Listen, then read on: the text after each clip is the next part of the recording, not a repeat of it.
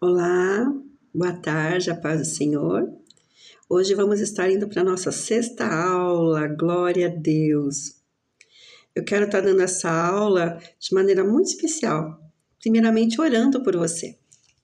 Glória a Deus, vamos estar orando. Senhor Deus Todo-Poderoso, eu quero estar orando por essa pessoa que vai assistir a aula, por esse irmão, irmã, querida, querido, que estará se alimentando da Tua palavra, que o Senhor possa estar usando a minha vida para a honra e glória do Senhor, para que eu possa estar passando tudo que está no Teu coração. Obrigada, Senhor, por esta oportunidade de compartilhar a Tua palavra. É que eu te louvo e te agradeço em nome de Jesus. Amém. Amém? Bom, a gente está falando muito sobre as chuvas e eu quero estar encerrando essa parte das chuvas com você nessa sexta aula. Hoje a gente vai ver a consequência da chuva temporã no Pentecostes. Então a chuva, ela vem com uma consequência. Eu tenho falado muito sobre plantio, sobre plantar, e a chuva ela vem justamente para ajudar a regar a terra, inundar a terra, a chuva serôdia, e a temporã vem para dar aquela força e a semente brotar. Mesma coisa a questão espiritual. Então, em Atos capítulo 2, vamos estar lendo sobre o que acontece na questão espiritual, não da chuva serôdia, porque a chuva serôdia no espiritual, ela vai regando o nosso coração, trazendo alimento para a nossa alma todos os dias. Então, aquela chuva que vai caindo, aquela chuva de bênçãos, o Espírito Santo inundando a gente com alegria, toda vez que a gente busca o Senhor em oração, lendo a palavra, né, meditando na palavra. Então, o Senhor vai inundando a nossa vida, o nosso coração. Mas a temporã, ela vem de uma maneira muito específica. E vamos estar lendo como é que ela chega no cristão. Em Atos 2, fala um pouquinho dessa chuva. Chegando o dia de Pentecostes, estavam todos reunidos num só lugar. De repente veio do céu um som como um vento muito forte e encheu toda a casa na qual estavam assentados. E viram que parecia línguas de fogo, que se separaram e pousaram sobre cada um deles. Todos ficaram cheios do Espírito Santo e começaram a falar noutras línguas, conforme o Espírito Santo os capacitava. Então eles estavam todos reunidos, buscando ao Senhor. Deus se alegra muito quando o povo de Deus se reúne. Não só o povo de Deus de um grupo só, de uma denominação só, de uma igreja local só, mas quando várias pessoas de vários lugares, nós temos visto o movimento do Descende, né, que teve no Brasil ano passado, aquele movimento lindo que atingiu vários estados. Então houve um derramar da glória de Deus em cada lugar onde teve esse ajuntamento dos cristãos. Mas quando realmente os cristãos buscam o Senhor, com humildade, pedindo perdão dos seus pecados, confessando os seus pecados, buscando ao Senhor com fervor, se reunindo, que toda placa vai caindo por terra, toda placa de denominação, toda placa cultural, linguística, vai caindo tudo por terra, e aqueles cristãos se reúnem, a glória de Deus desce. Eu já presenciei um pouquinho disso quando a gente foi para Atibaia, onde a gente fazia retiros em Atibaia, na chácara da nossa amiga Lia, nossa querida irmã em Cristo. Ela nos cedia o local, nós levávamos as comidas, né? Íamos com uma van.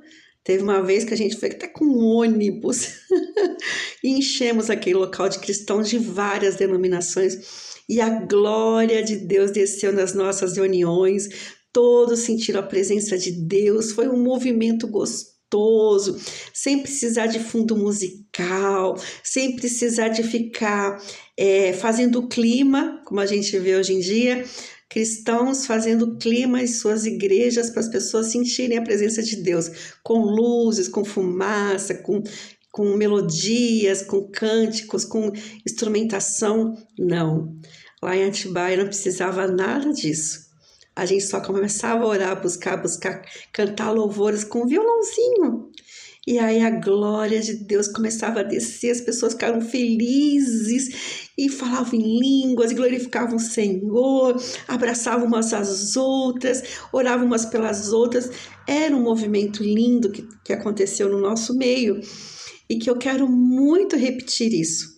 Mas o Senhor é quem vai providenciar isso. Amém? Glória a Deus. Então, Deus vai agir no sobrenatural. Glória a Deus. Então, toda essa chuva foi derramada lá no Pentecostes. E aí eles começaram a ver línguas como de fogo, caindo, né? Vindo. Então, eles viram não somente no espiritual, não sentiram nas emoções, mas viram com os olhos línguas repartidas de fogo caindo sobre eles, sobre a cabeça deles, e aquele derramar lindo, aquele vento forte entrou no lugar.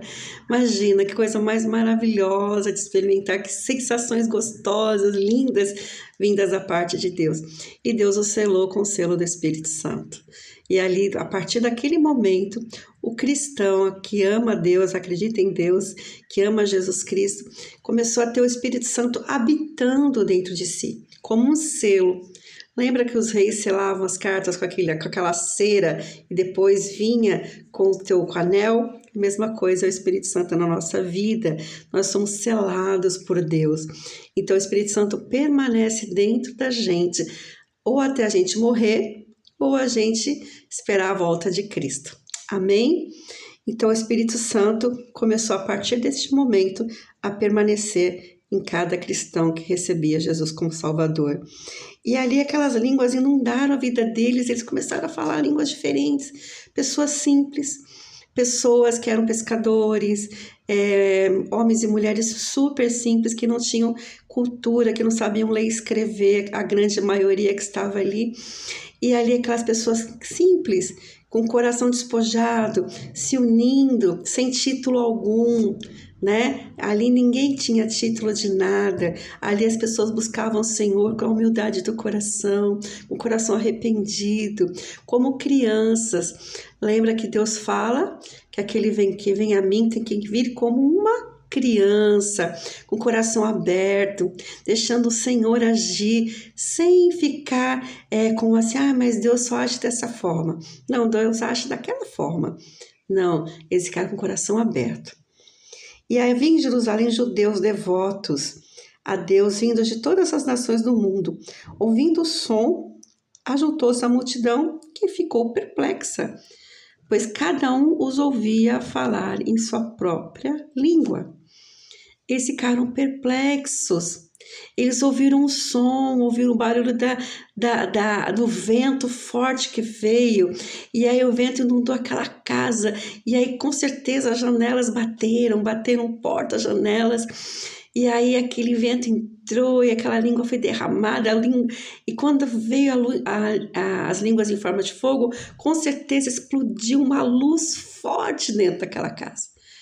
E aí também eles ouviram um som de várias línguas. Quer dizer, foi a forma de Deus chamar a atenção no meio daquela festa do Pentecostes, porque era uma festa judaica, comemorada anualmente, onde vinham judeus de todos os lados, de todas as partes do mundo, nascidos em várias regiões, que falavam outras línguas, né? Então veio judeus de todas as partes, de todos os lugares, né? E aí foram se agregando naquela festa. E ali os nossos irmãos em Cristo se reuniram e começaram a falar as línguas da onde esses judeus vieram. Então tinha judeu de vários lugares. Vamos ver os lugares que tinham. Então tinha judeus pardos, medos, elamitas, habitantes da Mesopotâmia, Judeia, Capadócia, do Ponto e da província da Ásia, Frígia, Panfilha, Egito e das partes da Líbia próximas a Cirene. Visitantes vindos de Roma, tanto judeus como convertidos ao judaísmo, cretenses e árabes. 14 tipos de línguas, isso é o que está escrito, fora os outros, né? Quer dizer, 14 tipos de idiomas estavam ali. E nós ouvimos declarar as maravilhas de Deus em nossa própria língua. Atônitos e perplexos, todos perguntavam uns aos outros, que significa isso? Eles estavam ouvindo as maravilhas de Deus na sua própria língua materna, onde eles eram nascidos, porque o judeu falava a sua língua materna onde eram nascidos e falavam hebraico. Então eles tinham as duas línguas sempre. É que nem nós, quando vamos para outra nação. Por exemplo, eu estou aqui na Espanha, meu neto nasceu na Espanha. Ele vai falar o espanhol e vai falar o português, por causa dos pais. E era a mesma coisa os judeus. Eles continuavam falando hebraico para os filhos, independente de nação que eles fossem, independente de nação que eles nascessem. Eles continuavam falando o hebraico junto com a língua da região onde os filhos nasciam. E assim foi. E aí todos ficavam assim, mas o que está acontecendo? Que maravilhas são essas? Que coisa diferente é essa que a gente está ouvindo, que a gente não ouviu na festa de Pentecostes? Os líderes não falam essas coisas. Mas o que será isso? Jesus? Estamos ouvindo sobre um tal Jesus. E alguns, todavia, sempre tem esses alguns. Não eram todos, prestem atenção. Por isso que é bom você ler a palavra esmiuçando ela. Não ler de uma vez só, mas ler parte por parte, meditando. Tipo em dois versículos, três em três versículos, meditando em cada parte que você for lendo. Então falou assim, alguns, todavia, zombavam deles e diziam, eles beberam vinho demais. Sempre tem esses alguns, sempre tem os escarnecedores no meio daqueles que realmente têm sede de Deus. Entre os sedentos do Senhor, sempre tem os escarnecedores. Então, quando nós vamos pregar o Evangelho, aonde quer que seja, sempre vai ter aqueles que estão sedentos da palavra, muito sedentos, e tem os que vão escarnecer. É o que acontece lá no hospital. Nós estamos esse ano de 2026 completando 17 anos que estamos fazendo capelania no hospital, liderando a capelania, sendo responsáveis pelo trabalho de capelania, que nada mais é do que a evangelização dentro dos hospitais. Que a nossa prioridade não é levar apenas o consolo de Deus, né, ao socorro de Deus, mas principalmente a evangelização, falar da salvação de Cristo em primeiro lugar. E é para todos. Então, sempre vai ter os que zombam. No hospital, as pessoas estão com o coração aberto para receber a palavra. As pessoas estão assim, sabe, escancarando o coração. Porque elas estão conforme Isaías capítulo 60. Deixa eu dar uma... Eu não preparei isso, mas o Espírito Santo conduz esse estudo. Amém? É o Espírito Santo. A gente prepara, eu anoto tudo direitinho, o que eu vou falar, e até coloco aqui, ó, marco na Bíblia, aqui, ó, tá vendo? Tá marcadinho os versículos que eu vou dizer, mas o Espírito Santo conduz cada momento desse estudo.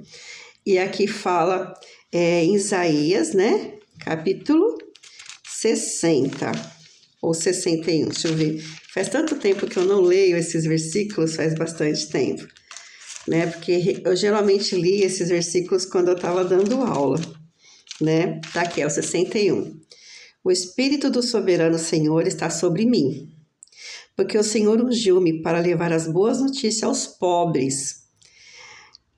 Enviou-me a cuidar dos que estão com o coração quebrantado, anunciar liberdade aos cativos e a libertação das trevas aos prisioneiros, para proclamar o ano da bondade do Senhor, o dia da vingança do nosso Deus, para consolar todos que andam tristes e dar a todos os que choram em Sião uma bela coroa em vez de cinzas e óleo de alegria em vez de pranto, e o manto de louvor em vez de espírito deprimido, e eles serão chamados carvalhos de justiça, plantio do Senhor, para a manifestação da sua glória. Então, em todos os cursos de capelania, vai ter um aí, hein? Na próxima semana. Nós falamos esse versículo porque é a realidade do hospital, né? A realidade do hospital é essa. As pessoas estão tristes, as pessoas estão chorando. E aí o Senhor quer dar o óleo de alegria em vez de pranto e o manto de louvor em vez de espírito deprimido. As pessoas estão nesse estado, com o coração quebrantado por causa da enfermidade. E quando a gente chega lá com a boa nova de salvação, as pessoas se alegram tanto que até agradecem. Muitos pacientes me agradeceram. Obrigada por ter vindo aqui. Obrigada por trazer essa palavra. Obrigada porque você foi usado por Deus para abençoar a minha vida. E muitos falam chorando isso. Então, realmente, os campos estão brancos. E aqui em Atos 2 começa o plantio do Senhor. Porque enquanto Jesus estava na terra, ele estava semeando a palavra. Semeava a palavra nas pessoas que vinham até ele procurando socorro, procurando milagres, ajuda. E semeando nos discípulos a palavra de Deus. Nessa caminhada de 3 anos, Jesus caminhou 3 anos sobre a terra com os discípulos. E nessa caminhada, ele ensinou tudo dos céus, tudo. Então, ele ensinou o amor de Deus, a bondade de Deus, a graça de Deus, o favor de Deus, o perdão de Deus. Ele foi ensinando tudo. Para quê? Para que ele pegassem e depois espalhassem, né, o evangelho para todos os lugares. Mas Jesus falou, se reúnam e me busquem juntos em Jerusalém. E esperem o derramar do meu Espírito. Esperem o Consolador. E aí foi o que eles fizeram, se reunindo. Aqui já tinha 120 pessoas se reunindo neste local. Bom, como eu falei, também no hospital tem aqueles que zombam. Tem aqueles que falam assim, vocês querem só roubar o dinheiro? Vocês são o quê? E começa a zombar. Sempre vai ter. Todos os lugares vão ter os que zombam. E aí Pedro, cheíssimo do Espírito Santo, sanguiníssimo. Eu vou dar uma aula nesse curso, depois dessa matéria, sobre temperamentos transformados pelo Espírito Santo. Aguarda. E aí, né, ele cheio do Espírito Santo, cheio da glória de Deus, falando língua estrangeira, pegou e falou assim, então Pedro levantou-se com os 11. Em alta voz dirigiu-se à multidão, homens da Judéia e todos que vivem em Jerusalém. Deixe-me explicar-lhes isto. Ouçam com atenção. Estes homens não estão bêbados, como vocês supõem. Ainda são 9 horas da manhã. Ao contrário, isso que foi predito pelo profeta Joel. Olha como Deus vai encaixando, né? Eu falo o seguinte, quando eu montei essa matéria toda, eu já tinha dado essa aula anteriormente, alguns anos atrás, com meu marido, e eu falei, Senhor, essa matéria é tão linda, sabe, abrigo forte na tempestade, permanecendo firme na tempestade, é tão lindo que eu quero repartir isso. Ainda mais nos dias que estamos vivendo, né, na nossa nação e em todos os lugares do mundo. E aí o Senhor foi acrescentando, o Espírito Santo vai acrescentando. É Ele que vai conduzindo, é Ele que vai te direcionando quando você fica sensível à voz dEle. E aí o Senhor foi acrescentando. E aqui Joel encaixa perfeitamente em Atos, ele cita Joel, né? Joel 2, de 28 ao 32. Nos últimos dias, diz Deus, derramarei do meu espírito sobre todos os povos. Os seus filhos e suas filhas profetizarão, os jovens terão visões, os velhos terão sonhos. Sobre os servos e as minhas servas derramarei do meu espírito naqueles dias, e eles profetizarão. Mostrarei maravilhas em cima no céu, sinais embaixo na terra, sangue, fogo e nuvens de fumaça. O fogo, né? O sol se tornará em trevas e a lua em sangue, antes que venha o grande e glorioso dia do Senhor, e todo aquele que invocar o nome do Senhor será salvo. E aí ele foi falando, e as pessoas pararam para ouvir.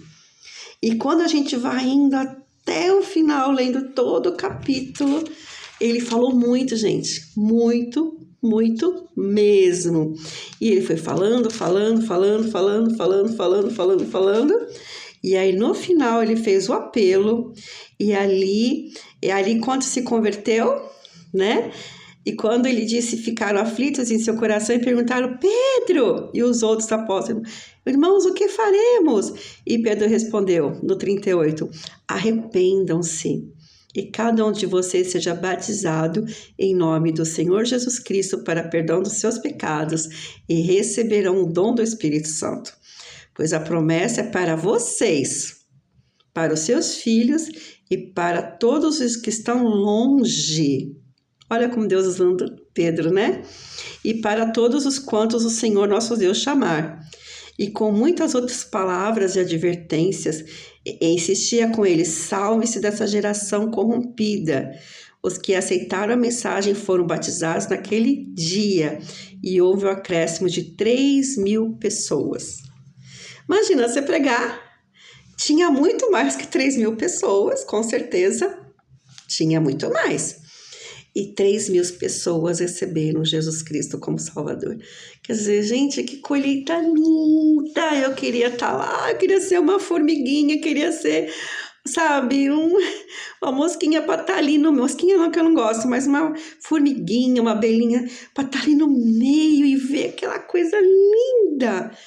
Tanta gente se convertendo. Meu Deus do céu, coisa mais linda. Se convertendo de todo o coração. Aí depois você vê no final a comunhão dos cristãos, que eles repartiam o pão, eles, sabe, estavam sempre juntos e tinha comunhão, e o que tinha necessidade vendia as suas coisas para repartir para quem tinha necessidade. Que coisa mais linda, o agir do Espírito Santo. Eu falo assim que quem reparte o que tem é Deus movendo aquela vida, aquelas pessoas. Quando a pessoa vai repartindo o que tem, é o Espírito Santo que move. Porque quem não tem Deus tem um coração egoísta. Quem não tem Deus não vê a necessidade do próximo. Quem não tem Jesus atuando na sua vida não vê nada, está cego, surdo e não consegue ouvir e nem ajudar. E a sua mão está encolhida para não abençoar.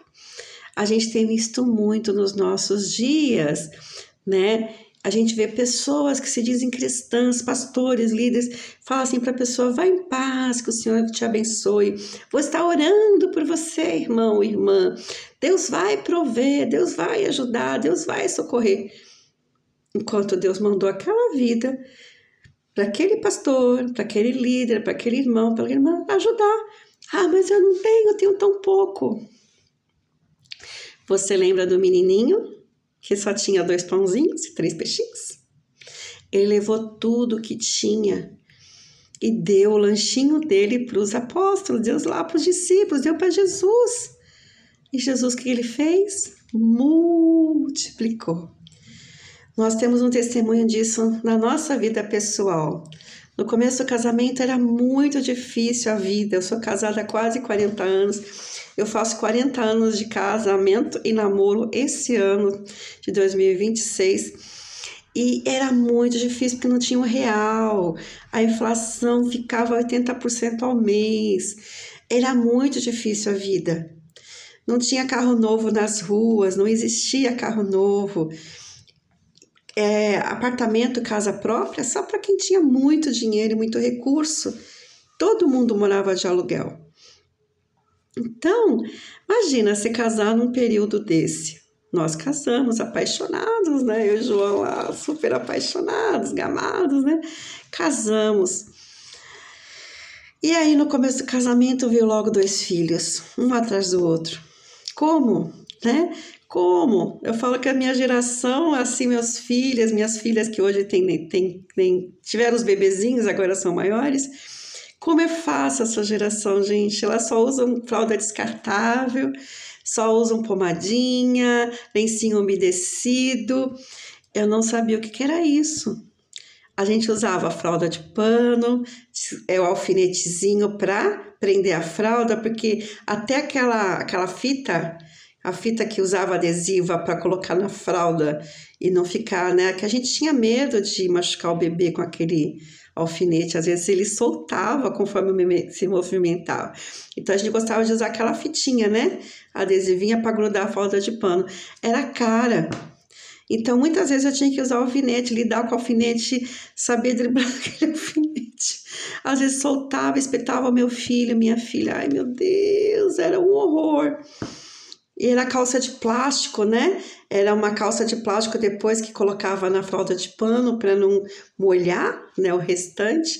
E eu lá lavava duas, lavava tudo, colocava, enxaguava, lavava tudo, colocava na máquina de lavar só para bater um pouquinho, centrifugar e colocava tudo no varal. Eram 2 varais de fralda que eu tive um atrás do outro, né? 1 ano e 1 mês de diferença. E eu só usava fralda descartável para sair, para ir na igreja, para passear. E eu comprava um pacotinho para sair, né? Nem se umedecer, não sabia nem que isso existia direito. E aí eu usava algodãozinho, né? Eu falei para minha neta, eu esquentava, não tinha micro-ondas, esquentava no fogão, aguinha, morninha, ou pegava do chuveiro, que às vezes de madrugada, né?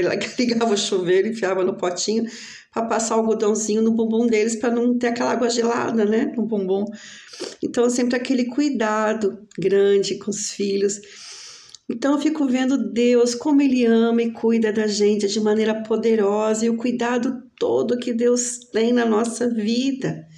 O amor de Deus e aquelas pessoas, sabe, compartilhando tudo que tinham.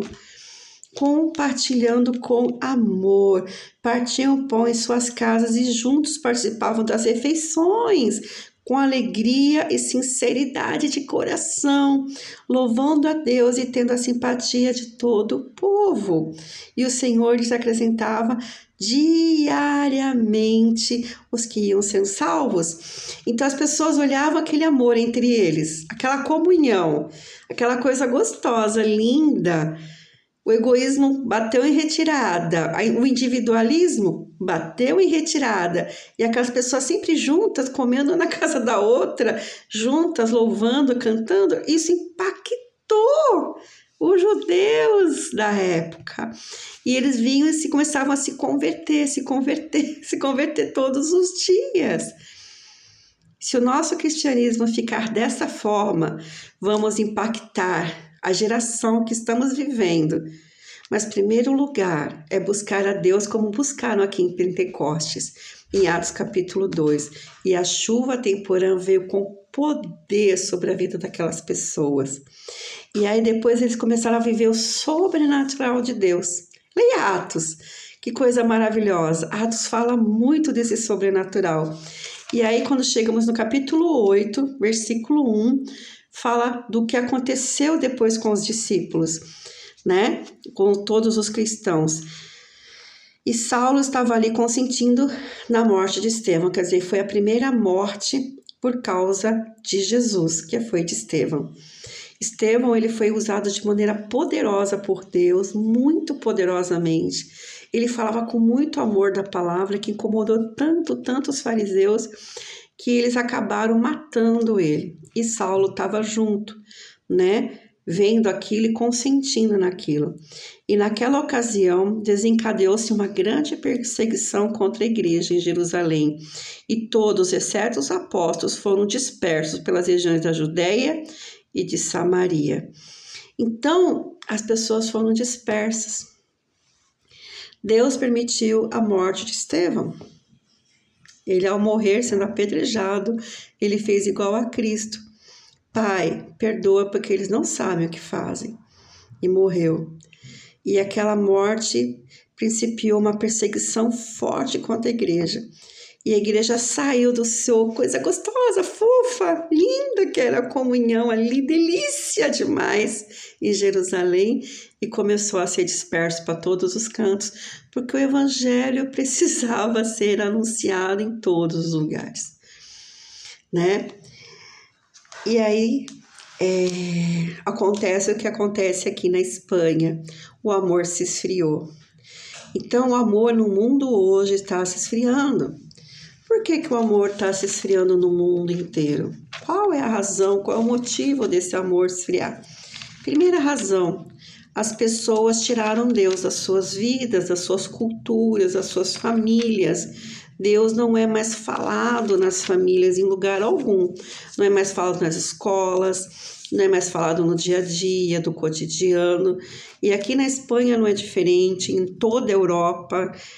Canadá então tão horrível, Canadá proíbe os pais de falarem de Jesus para seus filhos, e seus filhos eles estão sendo bagunçados na escola com a ideologia de gênero de uma forma horrenda, horrível, porque os filhos eles podem ser o que eles quiserem e os pais não podem opinar no Canadá.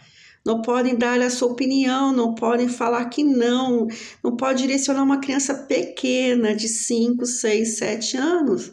Se a criança quer ser menino ou menina ao virar o sexo, eles não podem falar nada. Porque se eles falarem alguma coisa, eles são presos. Então tá isso acontecendo lá. E não somente lá, em alguns outros países está acontecendo isso. Há uma inversão de valores. Por quê? Porque abandonaram a Deus. Abandonaram a sua palavra. Né? Outro dia eu estava conversando com a minha netinha que o Senhor é santo. E o Senhor fez leis, né? Leis e deixou as suas leis na sua palavra, os seus mandamentos. Mas para quê? Se Deus fez isso? Para nos punir, para nos castigar, para nos privar? Não. Deus deixou as leis e os mandamentos para nos guardar de todo o mal. Porque todo pecado tem uma consequência. Aí eu expliquei para ela que nem um bebê, né?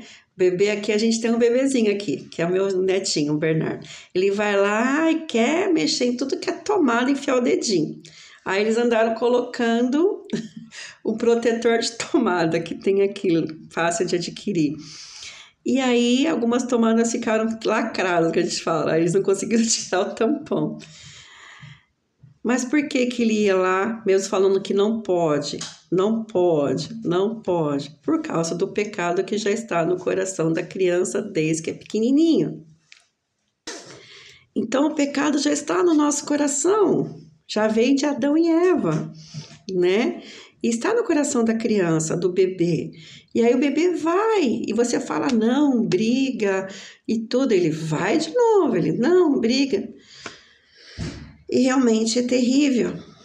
Na minha família aconteceu um caso assim, né, de uma criança de 2 anos, dentro da minha família, assim, família mais distante, mas foi dentro da minha família, e que a bebezinha foi lá e mexeu na tomada onde os irmãos ficavam conectando, desconectando no transformador da geladeira, o carregador. Então, eles iam lá, conectavam, foi lá e desconectavam. E aí ela foi fazer igual, os irmãos estavam todos ali no celular, né? Ela foi lá e desconectou, ela enfiou o dedinho. Quando ela tomou um tranco que ficou saiu de si, depois foi levada para o hospital, ficou em coma, aí saiu do coma, não conseguiu sobreviver, faleceu com 2 aninhos. Então o pecado na nossa vida também é igual. O pecado na nossa vida traz consequências. Aí eu expliquei para ela o adultério. Por que tem uns que adulteram, fica tudo bem, tem outros que adulteram, acontece um monte de coisa? Porque o pecado traz uma consequência para cada um de diversa maneira. É a mesma coisa que você mexer na tomada. Tem uns que mexem rápido e toma aquele choque, não vou mexer mais. Tem uns que continuam mexendo. Aí toma um choque, daqui a pouco esquece, vai lá e toma outro choque. E é a mesma coisa o adultério. Então, tem caso em sim que o adultério vem, que em Provérbios fala muito sobre isso, que a pessoa vai lá e adultera e ninguém viu, disfarçado.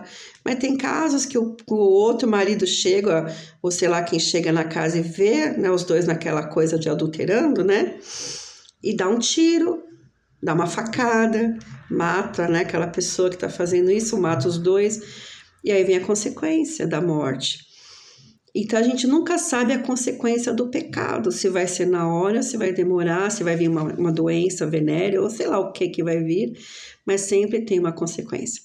E por causa disso, o Senhor colocou leis e mandamentos para nós obedecermos e ficarmos livres da consequência do pecado, para a gente não pecar, para a gente não errar, e assim viver uma vida plena na terra.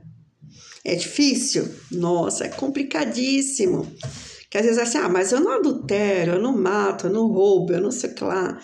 Mas você vai mentir, você vai falar um palavrão, você vai fazer outras coisas, vai enganar, vai pegar o que não é seu e por aí vai, né? Mas é só um negocinho. Mas esse só negocinho é pecado da mesma forma que o negoção, que o grandão, que o que aparece, né?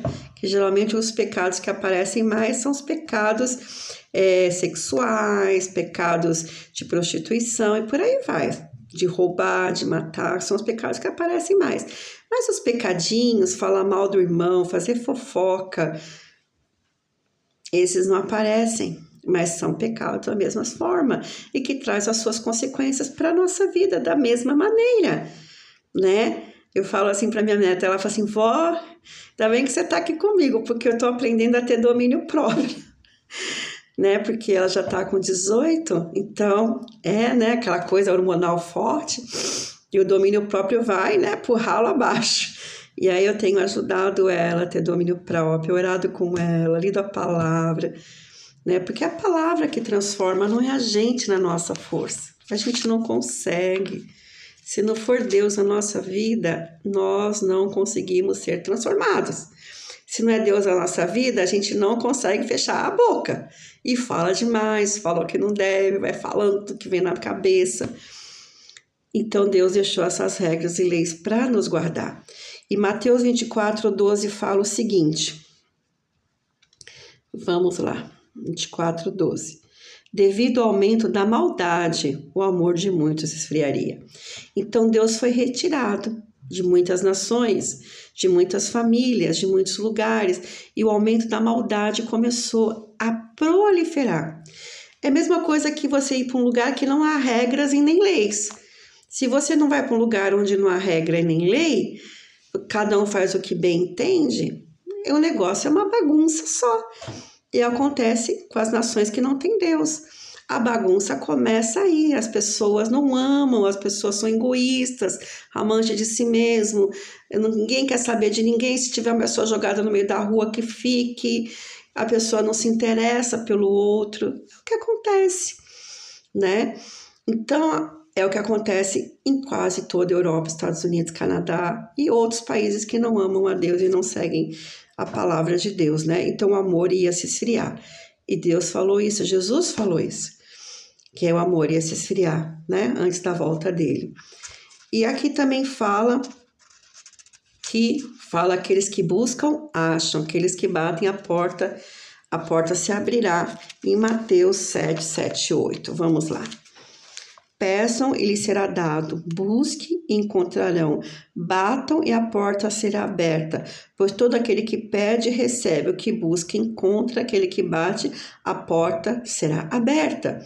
E ainda Jesus continua falando, qual de vocês sendo filho se pedir pão lhe dará uma pedra, ou se pedir peixe lhe dará uma cobra?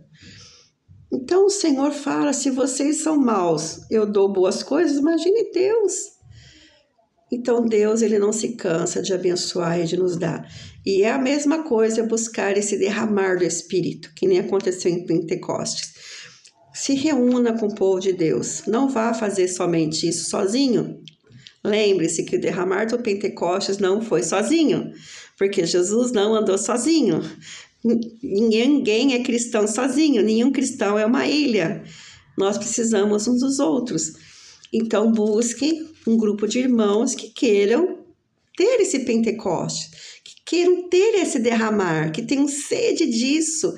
E aí continuar, vamos se reunir tanto e tanto tempo, vamos se reunir em tal lugar, vamos se reunir e buscar, e vamos estar sempre se reunindo toda semana, até que Deus vai derramar. E aí quando Deus derramar, vai ser a coisa mais poderosa, linda, maravilhosa, você vai sair pregando o evangelho para todo canto. Foi o que aconteceu depois dos nossos retiros em Atibaia. Nós pregamos com muito poder e autoridade nos hospitais, lar de idosos, com crianças. E aí fomos pregando o evangelho. Fomos com poder e com a graça de Deus, né? Glória a Deus. E em Filipenses 2,13, fala que devemos deixar toda a contenda. Precisamos deixar toda a contenda. Aqui em Filipenses 2,13. Vamos estar abrindo aqui, rapidinho, Filipenses 2,13. Eu acho que esse eu esqueci de marcar, hein? Colossenses, Filipenses. Ainda bem que eu Filipenses, Colossenses. Ah, tá marcadinho aqui. Eu pensei que eu não tivesse marcado, mas marquei tudo, glória a Deus. Então lá, pois é Deus quem efetua em vocês o tanto querer quanto realizar, de acordo com a boa vontade dele. Então o Senhor fala que é Ele que efetua todas as coisas. Façam tudo sem queixas nem discussões, para que venham tornar-se puros e irrepreensíveis, filhos de Deus, inculpáveis, no meio de uma geração corrompida e depravada, na qual vocês brilham como estrelas no universo. Então a gente tem que buscar a Deus sem contenda, sem discussões, né? E a gente tem que buscar o Senhor essa pureza, sermos irrepreensíveis. E o Senhor vai fazer a obra. E o Senhor falou: busca, busca, bate, vai, busca, busca, bate, vai. Vai, o Senhor é contigo. O Senhor é Deus sobre a sua vida. Não desista de buscá-lo em tempo e fora de tempo. Se reúna com os irmãos. Ah, mas não é da minha igreja, não importa. É irmão, nasceu de novo, busque a Deus com ele, com ela, faça um grupo de oração, como eu fiz com o pessoal da capelania, que era de várias igrejas. A gente se reunia na casa de várias irmãs, sabe? E era uma bênção, era uma coisa gostosa, elas saíam felizes, alegres, contentes, porque a gente se reunia. O Senhor quer unir o povo dele. O diabo tem retalhado a nossa igreja, o corpo de Cristo. Tem retalhado em diversas partes, porque ele sabe que retalhando o corpo de Cristo, nós não temos força para avançar. Nós precisamos estar juntos e unidos como povo de Deus, que nem Atos 2, para que a gente possa avançar em nome de Jesus. Que Deus te abençoe com esta palavra e a próxima aula vou estar falando finalmente sobre as tempestades. Se prepare em nome de Jesus. Que Deus abençoe grandemente. Glória a Deus.